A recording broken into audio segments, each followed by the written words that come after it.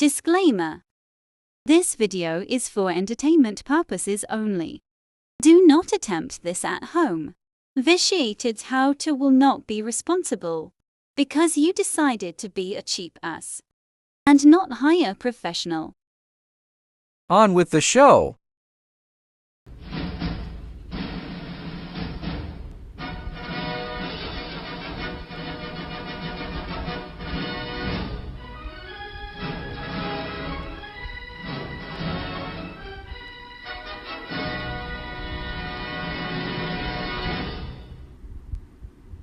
For today, we're going to talk about this particular air fryer.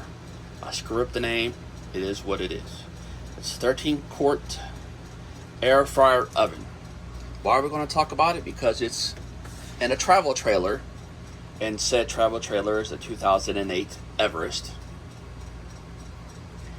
And you got to be mindful about what you do in the travel trailers because of the voltage, amperage, and wattage. So this is an 1800 watt machine, and it's ran off of that plug, which is a microwave plug, and it is 20 amps. So that being said, this machine right here is 15 amps. How did I get that?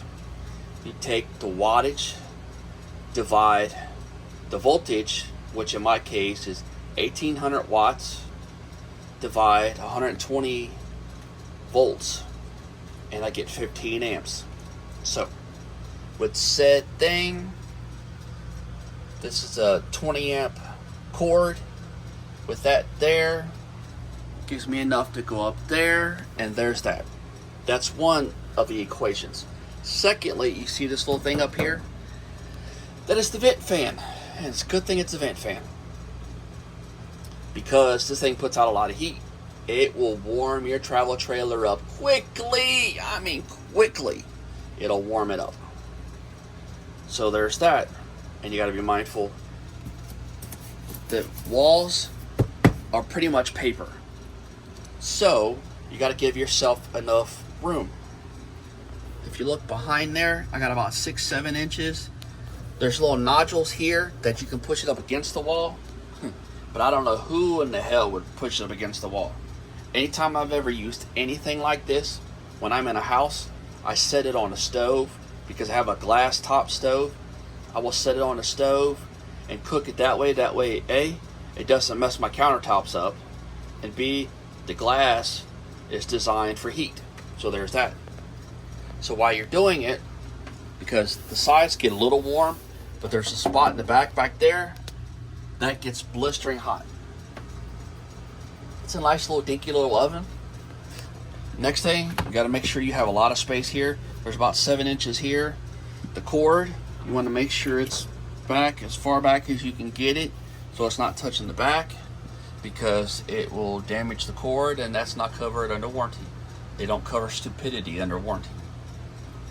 So when you do that, you turn it on, because if you plug it anywhere else, you take the chance of screwing up your shit. I understand there's 20 amp breakers over there, but a lot of times in these travel trailers there's only 14.2 or 14.3 wire, not 12. 14 is for 15 amps. With the amp overage, because they have like a 20% overage, you might get 18 amps out of it. So I know what that's for, and that's set for that. I use that plug for other things here and there, but not that, because I can't adjust the wattage on that. And it does really good. Nextly, you want to do, if you have in the travel trailer, there's an AC unit right there. If it has a baffle to dump the air straight down, you're going to want to dump the air straight in this room that you're doing this in, or you're going to do it outside, because it's going to get extremely hot. I mean extremely hot. Because when you're running this at 400 said degrees, you're going to get 200 degrees in here. I'm telling you. That's what's going to happen. So just be mindful.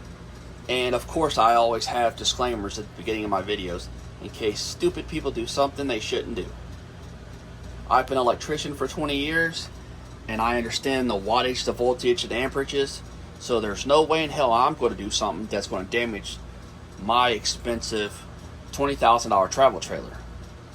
I might be new to RVs, but I'm not new to electrical. So there's that. So that's what it is. Just be mindful what you're doing.